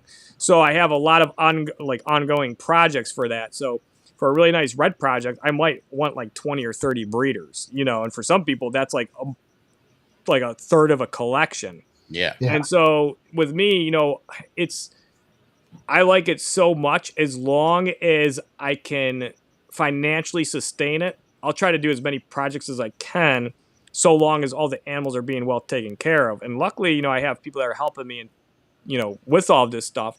I have good friends, and there's 2 girls that started working for me part-time, or, you know, yeah, pretty much part-time, and they're doing really well. And so the thing is, we actually have more eyes on animals. We're actually able to keep stuff cleaner more frequently. So there's a Nice. lot of like, pros to that, because I see that one too, where there's I think a lot, some of it, shouldn't say a lot, some of it in some cases is kind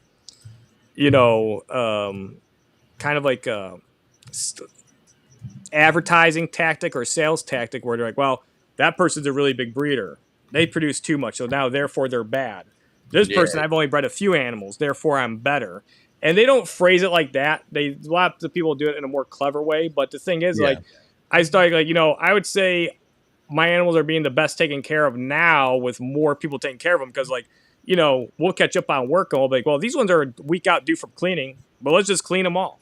Let's do more spot cleaning. Let's do this. And so we have a lot of things are in pretty pristine condition, and we have more time.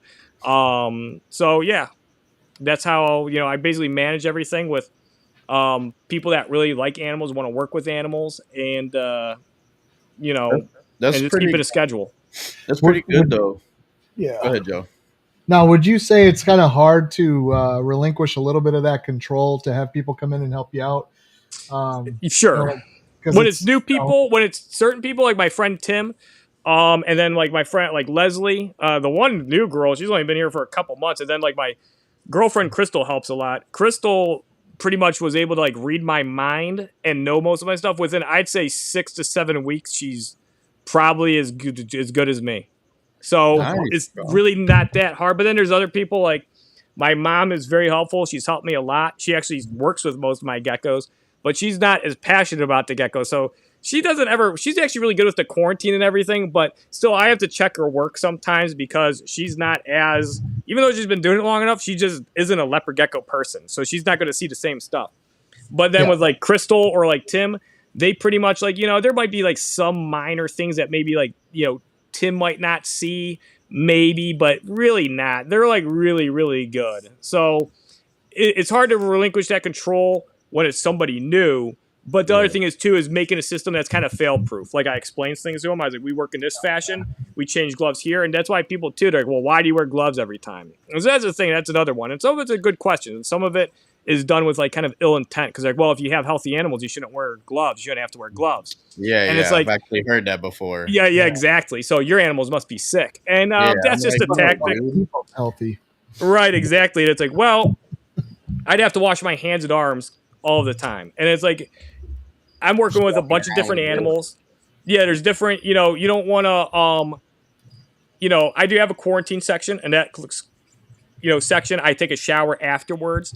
But, we want to keep everything as clean as possible. Keep the floors clean, keep the enclosures clean, change gloves between racks. That way, if there's ever a problem, it's isolated to an area. We never had an outbreak in my clean collection. But the thing is to be prepared and to be organized. And that's the thing with the gloves. Like I generally wear them all the time too, to, prove, like, not prove a point, but to, so other people like that are helping me, take it as serious as Lead I by do. example. Lead by example. Exactly. Lead by example. Because it's like, oh, I don't have to wear gloves, so we're just going to do this. Or it's I going don't to see touch Jeff everything. wearing gloves. And it's right. And so at that point, like, oh, it's going to go to shows and touch everything. It's like, that's how you get a disease. It's like, or potentially, it's still, it's a low risk. If I just went to a show and let people randomly hold stuff and they, sanitize their hands, the chance of transmission is extremely low. It's probably well under 1%. It's probably even lower than 0.1%. But I still don't do it. There's some rare cases where, I might talk to somebody and I'll let them like hold something, or like a lot of times I have people wear gloves if they're going to handle stuff, especially if there's somebody that's been there and they've been handling animals. It's like, I don't really want you holding anything. Oh, at the expo? Yes. Yeah.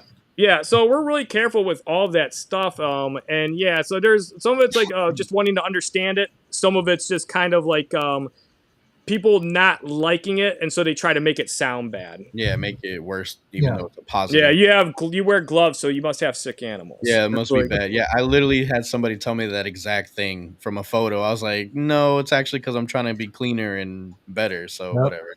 But no, that's good that you're having a great experience with that, because I hear, a lot of bad experience with that. Once people start bringing in employees, information gets mixed up, husbandry goes down, the health goes down. So it's good that you have a positive teams with you to help. So that's I pretty haven't cool. had too many bad people. The thing is, you have to be around. A lot of times, if I'm not around, I have somebody that knows a lot, like say Leslie or Tim. I'm As a like, supervisor, work with yeah. them. Yeah, kind of be next to them. Make sure they're doing everything accordingly, and that's really it. It's pretty easy. Once you have things like organized, you have different sections. You try to tell them which sections, do this way, this way. So yeah, it's and even like in all of these clean sections, like even if they make a mistake, they're not going to affect anything because there's nothing to transmit. The one thing is hognose snakes are commonly like have roundworm. I'm sure some of my hognose will test positive for roundworm, but if you get hognose from anybody or enough, you'll probably get ones that test positive for roundworm, or you should. It's very common, but it's not benign, but it's like it's not severe. It's mostly it's in elevated numbers. It's bad in low numbers. You can't even. It's pretty much asymptomatic. Gotcha. So we talked about your past. I want to talk about the future of JMG, dude. Obviously, hogs are the future for you for sure. I don't see that ever ending. But what is the future with leopard geckos? Because obviously, you're pulling back, you're reducing breeders. But like, do you see long term with that for you, like project wise? Yeah. Do you have new projects coming out? Is there any new genes that you want to add that you don't have, or things that you want to include into your hobby? Like, what's the future like? Well, new traits, I don't really see. Well, the one thing is with leopard geckos, my collection is not that impressive when it comes to diversity with genes. Like there are some genes I'd like to get, traits, or I should say traits like people are working with. But what? I don't want to quarantine. And that's the thing. All my quarantines for like hognose snakes, I'm like, I won't quarantine anymore unless it has to be like a new mutation. It has to be like, let's say, a piebald or something insane like that, or a genetic stripe that's crazy, something like really off the wall. So I'm like, I don't want to. So I haven't gotten anything new in since Black Knights. That's the last time I got anything new, and I was like 28 when I got my first Black Knights, and so that was like 9 years Jesus. ago. Yeah, so I don't plan on getting anything just because I don't want to quarantine.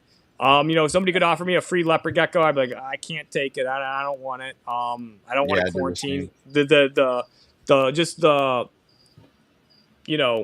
Work and how tedious it is. I don't want to do it. But with leopard geckos, like as far as projects, I was actually just talking about it recently. To my girlfriend Crystal, I was telling her. So like in the next 3-4 years, you should see me with some pretty unique trait combinations that might be a little different than things you've seen before, hopefully. And so I don't plan on getting out of leopard geckos completely, but I don't want to produce like over like 400 or 500 a year anymore. I'm done with that. Like 300-400 is good. But I have people overseas, like and they have retail stores where they sell like nice leopard gecko morphs, mainly in Japan. And they want to buy like 50 or 60 from me at a given time of certain projects. So, and then they buy hognose too. And I was like, well, I can keep doing these cool leopard gecko projects, but it is getting to the point where I'm not with my leopard geckos that much. It's mainly my mom taking care of them and everything. So I was like, yeah, I got to reduce this. I was like, it's finally time. I'm producing too, but it's a lot of times it's just kind of hard because like, I don't think I'm going to produce that many. And before you know it, they're pretty prolific. They lay a lot of eggs. And before you know it, I'm like, son of a bitch. I got 600 plus eggs. Yeah. What is there a project that you'll just never let go? Like say you were getting out, but there was one project you're like, maybe hyperxanthic. Even though we're more known for blood and black blood and stonewash, we're more popular. Hyperxanthic is definitely heavily overlooked, especially with these weird phenotypes I get from it. And the thing is, I haven't done too much with it. Brandon Boys has done some really cool stuff. I think Extreme Exotics is his business name. Yeah. And, Joe, I've seen you with some very pretty, just high concentrated yellow hyperxanthics. And the thing is, again, and then like Brandon Boys has these like real thick hypermelanistic ones. I have the real thick reverse stripe ones.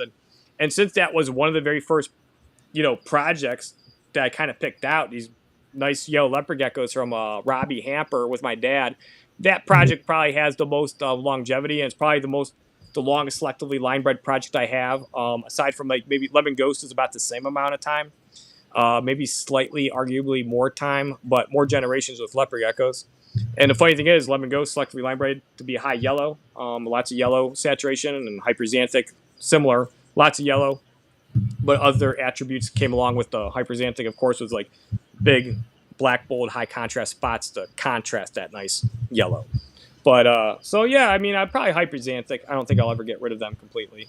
maybe like 10, 15 years if it's like most of the work's on me. And maybe I just keep a handful of leopard geckos, Okay. Um, so let's see. I'm really glad though that even though you're kind of going to be dwindling down a little bit of those, that you're sticking around.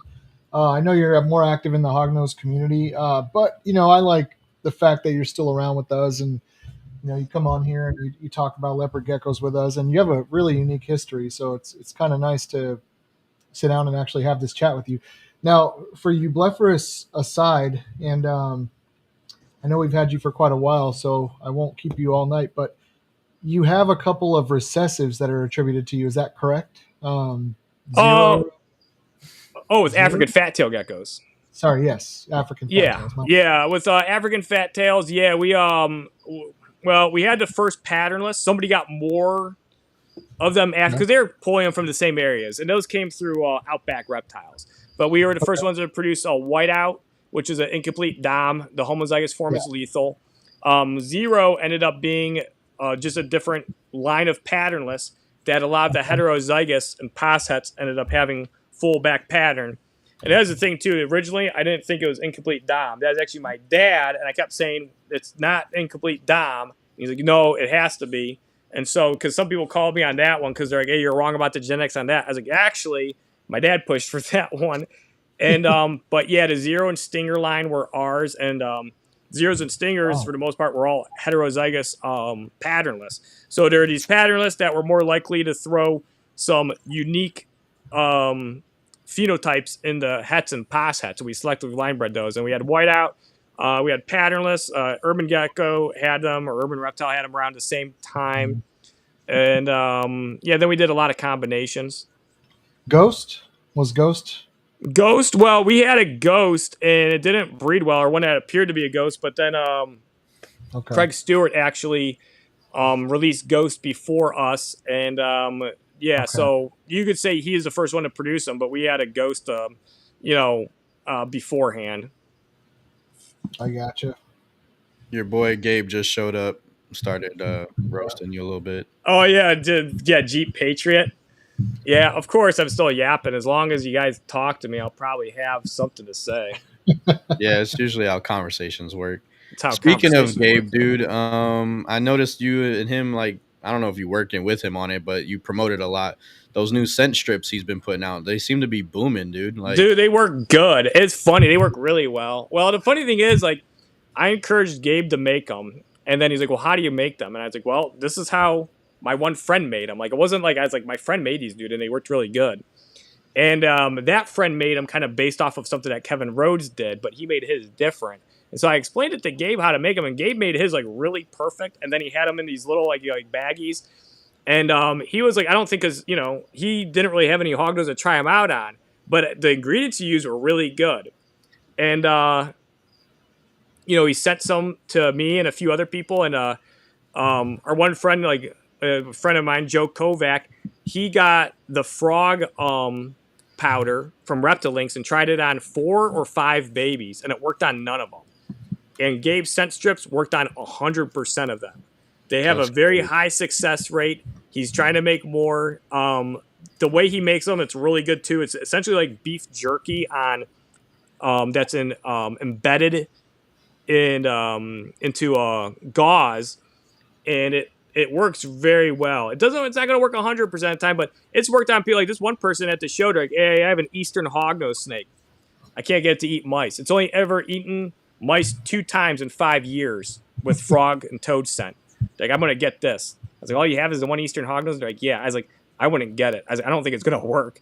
I was like, if you used actual frog and toad and it's only eaten it twice in its whole life, and they're like, well, I'm still going to get it. And they got it. And they messaged me and they're like, hey, it worked really well. The snake's eaten it. It's only eaten anything but frog or toad 2 other times in its life, and it worked. And then Gabe's getting more feedback. It works way better, like, because the frog powder, I think, is just frog leg meat shaved up and dehydrated. Yeah. Frog leg meat is just, it works, but it's not going to work as good as what Gabe created. What he created is the actual concentrated, parts of the prey that hognose actually want to eat. And The other thing is, too, it's sterilized. It's been cooked, it's dehydrated, so it's 100% safe versus getting a wild toad or frog where you can possibly cross-contaminate, parasite or something like that. So his stuff is well worth the money. It lasts a long time. So I heard the shelf life on that thing is infinity, dude. Like pretty much. Forever. Yeah, I mean, I know it works because like my friend that made them in the past, he sent them to me in a friggin' envelope in a Ziploc baggie. And so, like, I didn't even want to use them, dude, without, like, I put boiling water on his to sterilize it. Now, Gabe's fully trust. This guy's, I put boiling water on. But when I got the baggie, I was like, well, I told Gabe about it. I was like, man, they smelled like death. I think it smelled like, not like a rotting animal, but almost like a mummified animal. I was like, this stuff smelled horrible. But the hognose loved it. And so when Gabe told me, like, he goes, take a big whiff of mine, I was like, I thought it was going to smell similar, but I was like, oh, it smells more like pond food almost. And I've used things like pond food for scenting and stuff, and it doesn't work that good. So I was like, oh, I wonder if... And they ended up working really, really good. So I think my friends, he was using expired animals, but it worked really good. So I know even if it smells like death, it still works really good. And I seen a hognose is on iNaturalist. Somebody found an adult female hognose trying to eat a dead lizard that had been ran over is on the side of the road. This lizard was a partial skeleton, was rotted and mummified, and his hognose was all over it. So, anyway, his scent strips don't smell like rotting death, but they were good. You think it'll help with ball pythons at all? He wants to make one for ball pythons. I talked to him about it a bit, and I think he has a good idea. And, from what he told me and from others' experiences, and I gave him an idea because, like, everybody's like soft furs. I was like, nah, it's like I would use this or try it at least. And I think he's going to be successful with it. I mean, it'll be one of those ones that's not going to work on 100% of them. But, like, his scent strips worked on a few of those that took toad, but wouldn't take it consistently. Gotcha. And the funny thing is, like, actual toad didn't work as good as his scent strips. That's so funny, yeah.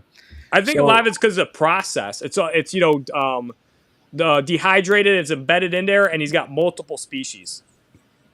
Yeah, he's got some lines he's working on too. I'm glad he's gonna see him through, dude. I was worried about you, Gabe. Don't give up. Keep the projects going, bro. That's what's up, man. Before we let you go though, I did have like 2 more things. So one, what is something from back in the day that you wish you saw more in the leopard gecko hobby? What I see more, maybe could be more of the certain morph, certain style of breeding, whatever. It could be anything. It's a good question. It is a good question. I would say a lot of things progressed in a really positive way. I see a more like a push now though to like have like things like extremely outcrossed, which like I think there's this like connotation that if it's outcrossed, it's always better because any degree of inbreeding is bad. But leopard geckos, where they live in the wild, and the males have territories, and just seeing how the results you have with like what I've seen with people going to F10 have like no issues. These things can naturally inbreed. So I think people could selectively line breed or inbreed maybe a little more. I'd probably get hate for that one, but it naturally occurs in the wild. It's one of those ones though I can't actually prove, but there is a lot of supportive evidence that does happen. The males mark their territories. They're in ranges. They're found in rocky outcrops, and somebody would have to study them more to see the distance they're traveling. But anyway, probably like red stripes. When like in mid 2000, I seen a lot of like nice pure red stripes. That was good. I think overall though, like the animals people are making, I mean, are better than what was back then, and I see probably less cryptosis now, so I'd say the community's moving in the right direction. There's a lot of progress. Okay. F-250. He's talking about your truck. Gabe does that. Like, I'll be all paying attention and serious, and then out of nowhere, it's just like, damn he's a goof, dude. So that's pretty good. That's pretty good. So our last closing situation that we usually do, we always try to ask our guests, what is your Mount Rushmore of breeders that you look up to, that inspire you to keep going, that you learn from?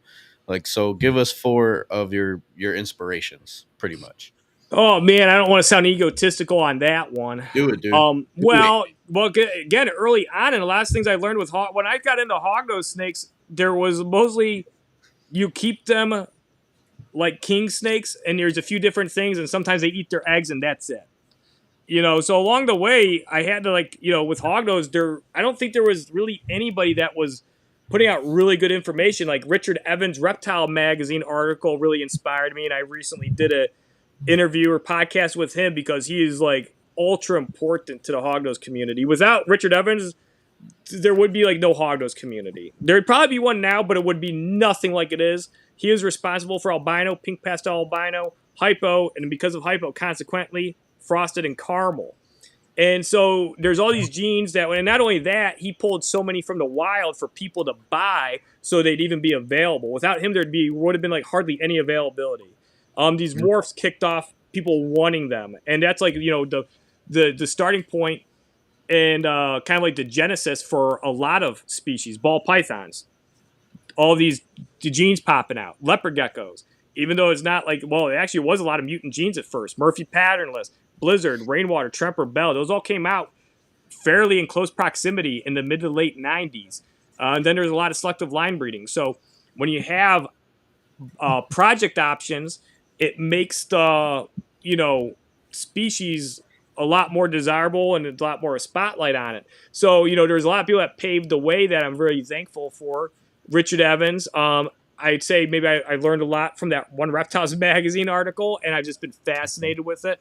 My dad, of course, massive inspiration because he introduced me to reptiles and amphibians. He'd take me looking for stuff. He, of course, had his own animals he'd show me. He'd take me fishing, so he's always involved in, getting me involved in nature. Your wildlife, yeah. Wildlife. He supported my breeding in very positive ways. Like when I had just a few snakes and I was like 10, 11 years old and I wanted more, but I wasn't taking good care of them. He's like, you're not getting more snakes. You're not taking care of them. And he'd be like, I don't want to hear it. So my dad wasn't an enabler at all. That's good. He did a lot. He'd be hard on me when I needed it. And he was very supportive throughout the whole thing. We bred geckos together for a long time. There was times where we got into arguments, but overall, it was like there could have probably been a better experience I could have had that put me in the position where I'm at with all the things I learned with my dad along the way, as well as things he taught me. So my dad would be like probably number one. My mom, she let me, have anything I want, So that's the one thing. I was in a household that was supportive of whatever I wanted to do. I wanted to breed and keep reptiles. That's great. I always find it crazy when people have kids or wanted to have kids, and then they try to dictate what their kid can be interested in. No, you're not allowed to have animals in my house. I think that's just bad parenting. That's a good point. Yeah. I mean, that's how I grew up. I'm not gonna lie. That's how I grew up a little bit. I mean, not to that extent. Like we had a dog. I brought home a turtle one time, but I brought it home without asking. You know what I mean? Yeah. So yeah, my parents weren't big on having the animals because they knew they would have to take care of it and pay money that they have 4 children. So it was more of a struggle thing versus like dictating thing. I could see that. Yeah. So I got older and got adult money, now I have a room full of freaking animals. So yeah. Yeah, see, that makes sense. I'm talking more about the people that are like their kid could have something, but like, no, I don't want a snake in my house. I'm afraid of snakes. Yeah. Like here's the thing, I'm afraid of tarantulas. I don't really like arachnids. If I had a kid, I don't even want kids. If I had a kid and my kid is like, hey, Dad, I want to breed tarantulas, I'd be like, oh, fuck that, but go ahead. Starting over. Yeah, I'd let them have 100 tarantulas. And if they got out, I'd be like pissed off or whatever, but I'm terrified of them. I'd still let them keep tarantulas and breed tarantulas. That's funny, dude. I'm the same way. If it's not Spider-Man, I'm not messing with it, dude. Yeah. But so you got your parents, you got the magazine, and then you said Richard? Yeah, Richard, he's in the Reptiles magazine article. Like, I never really conversed with them, but I would say all these old-time school breeders I got hognose from, they're definitely just seeing the reptile community. And I'd say Reptiles magazine, man, was a massive inspiration. So my dad and Reptiles magazine, and my dad subscribed to Reptiles magazine. That's why I was getting it. And every month, there'd be a new article on a species to keep and breed. There would be, advertisements in there from like Pete Call with his like, Arabesque and like albino call strain, or like, call line albinos. You would see like the Bell's Reptile Industries was in there with like their Blizzard Leopard Geckos. You'd actually see Jay Brewer in there because he was actually the originator of blizzards. So, just like every bit of the Reptiles magazine article was really fascinating to me. And it taught me a lot about genetics. Actually, my first because I talk about iridophores a lot and hognose snakes. And Yeah. iridophores are, in all species reptiles, and they contribute to the light refraction with their pigment that the colors you're interpreting are they're melanophores, they're earthophores, xanthophores, and the iridophores. Iridophores are a big part of it. And the first time I ever read about an iridophore was in Reptiles magazine when I was 13 years old. So Reptiles magazine is like you could find and read one little thing, and that little thing can change your whole life or give you just a little bit of information. Not saying iridophores changed my life, but so yeah, I'd say the magazine and all the people that contributed to writing these articles. So no Leo people up there, just hognose. Man, I'm trying to think. family. Leo, back, I don't want to get negative, but man, when I was in fuck, what was it? Get negative, dude. We've been Gecko positive Forbes. on that. Yeah, Gecko Forbes. Man, there wasn't there was a lot of people that were not nice to me at a young age. A lot. Sure. And so anyway, yeah, there's, I wouldn't say there's really any particular leopard gecko people. Ron Trepper, his book was pretty, good. There was some key points in that we read and I think we took from, and they had the incubation methods in there. What periods, it's changed from female to male, and we played around with it. We found out it was fairly accurate, but it also depends what temp you incubated the females at, because then it's a slower progression. So it wasn't 77 and then bumping up to 87 versus 80 bumping up to 87 is exactly the same. They actually have different time between them. So who hurt you, Jeff? Yeah, man, Gecko Forbes. If you want to know, I'll tell you, man. There's they were big breeders, man. They were not nice. We'll choke them out, dude. Fuck them. Freak them. My bad. No. Well, that's a good answer, dude. We learned a lot tonight, man. Joe, you got any insight on any of that? Oh no, man! I was thinking that your iridophores changed my life would be a really awesome T-shirt. Well,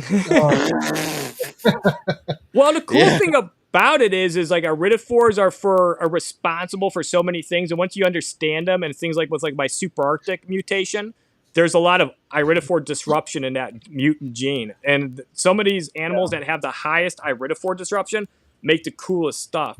And so when you understand what the mechanics, it's almost like a car, if you want to use this as an analogy, knowing how the engine runs and works and how the transmission operates gives you a better, and so it's not a perfect analogy, but it gives you an insight to what's going on and what will react well with each other. And so that's how I've been pretty successful with doing certain breeding projects.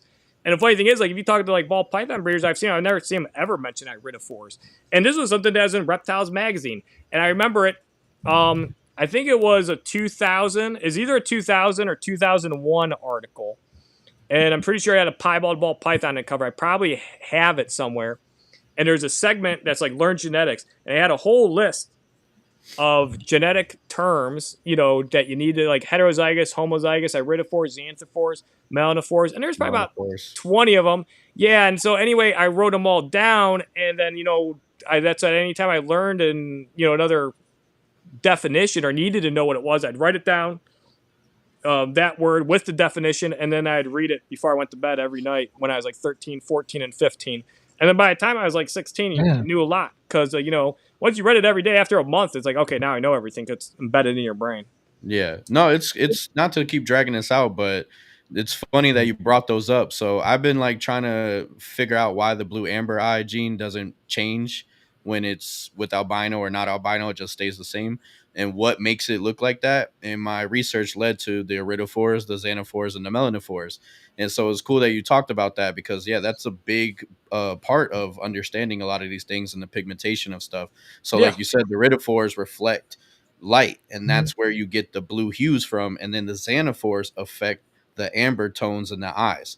So without understanding those terms, I would never have known that or figured it out. Right. Yeah, that's the one thing I point out to people too. Is with reptiles, it's there's no actual blue animals. They are blue to us, but it's a refraction of light. Yeah, it's a refraction of short light wavelengths, which are the blue light wavelengths. They're more on the violet and blue tones. That's why it was the super Arctic sables.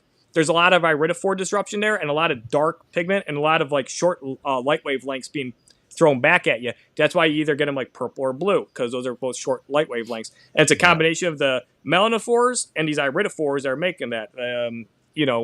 color. So it's like blue jays. I use that as an example. Blue jays aren't actually blue. If you look at a feather in low light, they're like this clear, smoky gray to charcoal color. Okay. That's pretty interesting. Because I was just thinking about that today with like chameleons and different other animals that are really blue, like the blue bar bearded dragons. Like, what makes that blue? Yeah, it's Obviously, iridophores. If it's you got blue or iridophores, yeah, that's iridophores. And the chameleons, they have a lattice of iridophores that they can expand and contract, or basically like tilt. So they're so that's they're how they crystal. change. They're basically crystal platelets, and they can just shift them and they can change it to a different color because it's just refracting back a shorter light wavelength. And there's some like pigment cells in between there too that are interacting with it that are making these shades. Nice, man. So I think we learned a lot tonight, dude. I really appreciate you coming on. We're gonna Thanks for having me. out, dude. We're gonna cap it out. We could keep going. You're I know. yapping. It's just me going on with Bunch of yappers over I think here. we covered like pretty much majority. No, of, we covered all of our stuff, topics. So I think we're gonna call it a night, dude. I got dinner on the stove. You know what I'm saying? Joe's You gave me topics in the middle of the show. I thought it was awesome, man. Thank you. Yeah, thank you, Joe. Yeah, thanks for having us. The one thing is, like, Joe, your screen's been frozen the whole time. I just didn't want to mess with it because, like, I think I did something when I was trying to change that. I was like, I don't want to go for another 3 minutes trying to figure this out or mess it up because that echo was horrible at the beginning for me. Well, if you go watch it back, man, I'm sure I recorded. You can see my reactions and stuff like that. You've been frozen this whole time. He's not frozen on my side, so it should be good. Yeah. I could tell that because I know you didn't react to it. So I was like, I knew it was only on my screen. I gotcha. Well, I want to also thank the viewers. Jeff, you got up to like, I think it was 25 at a time once, which is a lot for, a live podcast that's Leopard Gecko based. So I really appreciate you coming on, and everybody that's watching. That you guys, thanks for showing up when you do and for commenting. In the future, if you guys have questions, man, comment those questions. We'll put them as part of the show. And if you haven't already, like and subscribe to the channel and like this episode. We have 9 already, so thank you for that. Remember to support USARC. Go follow Jeff on Instagram. You know what I'm saying? Look out. We got a video dropping soon here, me and Joe. So that'll be interesting. We actually talked about a little bit of what we're going to be putting out here soon with filial breeding. So it's going to be cool. Absolutely. All right, guys. Have a good night. And hog. Yeah, everybody.